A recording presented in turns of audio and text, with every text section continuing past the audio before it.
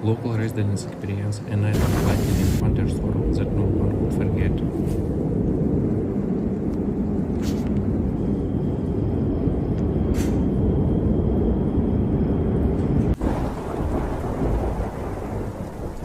Lightning flashed on the slope of the sky, flashing in the darkness of the night like natural fireworks.